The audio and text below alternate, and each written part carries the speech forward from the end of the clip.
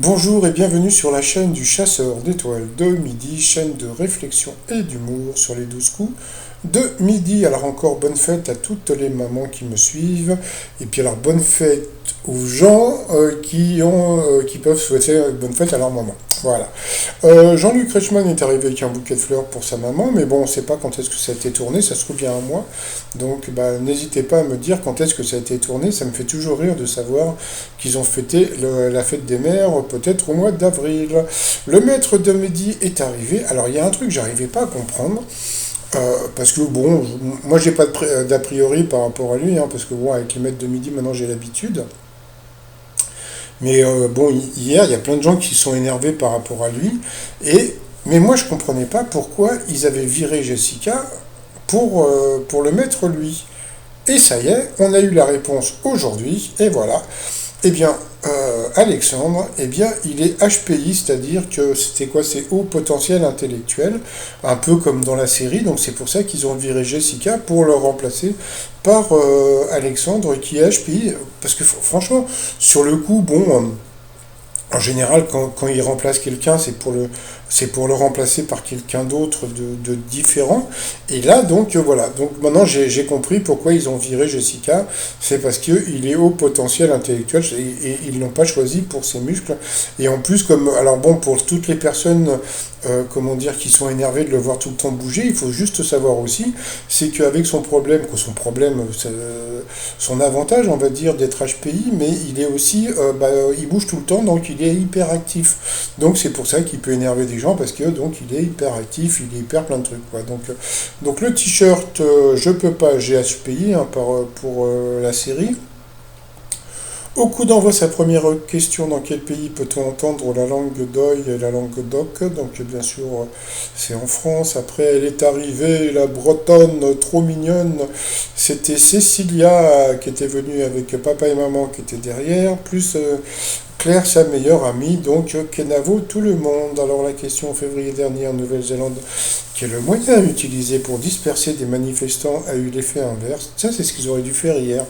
Eh bien, ils ont diffusé donc la Macarena et d'autres musiques pour les énerver. Et en fin de compte, eh ben, à la place, eh ben, tout le monde a dansé. Donc voilà, c'était rigolo comme question. Ensuite, vous aviez donc Joris qui n'arrêtait pas de bouger, parce que bon, bah voilà, il est un peu flouté, c'est parce qu'il bougeait tout le temps, donc voilà.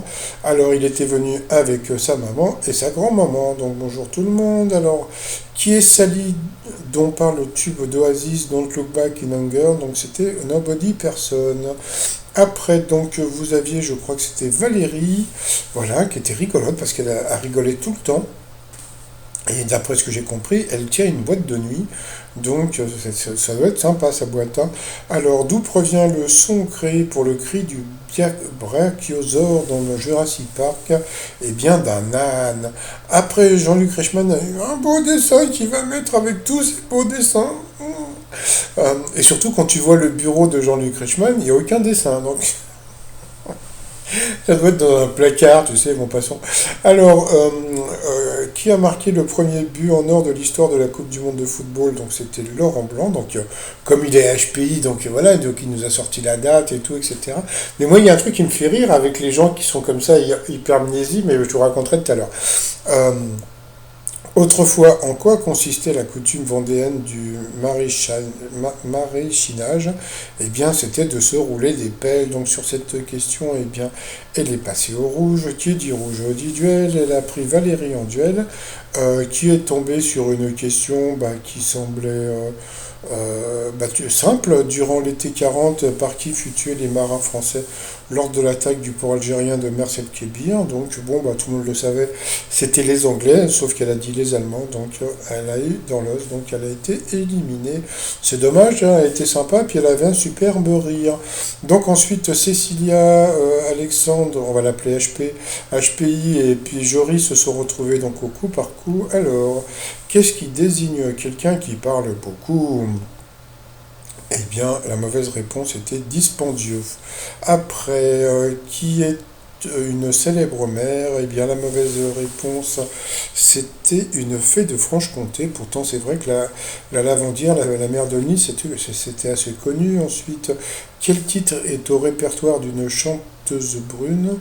Eh bien, la mauvaise réponse, eh bien, c'était, je sais plus, je crois que c'était comme des enfants. Donc, voilà.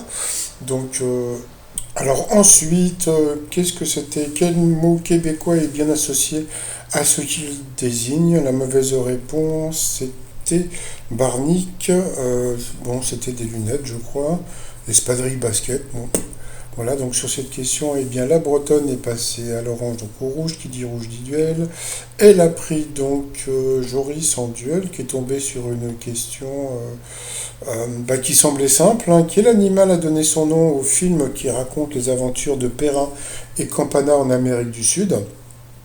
Bon, bah, tu vas dire la chèvre. Donc, et lui, je crois qu'il a dit le cheval. Donc déjà, lui, il était complètement à l'ouest. Et, et à ce moment-là, donc le maître de midi a dit la chèvre, bah, comme moi. Et en fin de compte, il y avait encore un piège. Bah oui, donc c'était le jaguar. Parce que, eh bien, la chèvre, ça a été tourné au Mexique, donc en Amérique du Nord, et que là, c'était, comment dire, le Jaguar, le film avait été tourné en Amérique du Sud. Donc il y avait un piège, bon, c'était bien la peine de piéger des candidats. Donc ensuite, eh bien, Cécilia et Alexandre HPI se sont retrouvés en coup fatal. Alors, quelle note de musique est aussi le nom d'une île qui fait face à La Rochelle, donc bien sûr l'île de Ré. Quel mot anglais désigne un sport de raquette où les deux adversaires envoient la balle contre le mur? Donc bah, c'était facile, c'était le squash. Elle a dit le paddle. Bon bah hop, ça commençait bien. Quel célèbre roman doit-on à Emmanuel Arsan? Donc c'était pas évident, c'était Emmanuel.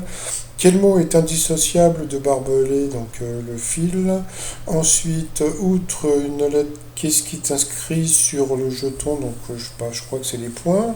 Ensuite, quel herbivore délicieux avec de l'ail et du persil porte sa maison sur le dos? Un escargot. Quel genre littéraire appartient le bateau ivre de Rimbaud? Donc c'était de la poésie. Comment appelle-t-on un sportif qui pratique le judo? Donc ça c'était une question pour lui. Heureusement qu'il est HPI parce que je pense qu'il n'aurait jamais pu répondre. Donc le judo. Quel titre d'Émile Zola porte le nom d'un commerce tenu par le père Colombe? Elle a dit Les Misérables, c'était, je sais plus, l'Assommoir, je crois, un truc comme ça. Quel humoriste est la doublure de Daniel Auteuil dans le film du même nom, donc Gad Elmaleh? Et puis voilà, donc quelle lettre faut-il ajouter au vert, l'animal, pour obtenir le vert, la couleur? Je sais pas, un T? Donc voilà, elle a été éliminée.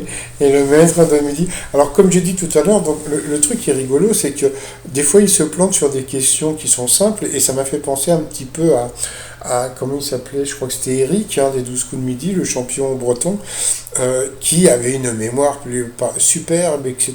Il connaissait des dates, des trucs de folie. Et par contre, mais des trucs tout bêtes. Je me rappelle d'Eric qui ne savait pas que à la fin d'un défilé de couture, il y avait comment dire, la robe de mariée, et il connaissait pas non plus le café des délices de Patrick Bruel. Donc, vous voyez, des fois, il y a des maîtres de midi qui se plantent sur des trucs, mais hyper simples. Donc, voilà. Alors ensuite, par rapport au coup de maître, selon l'expression, une personne choyée, à l'aise et sans souci, est comme un coq en pâte.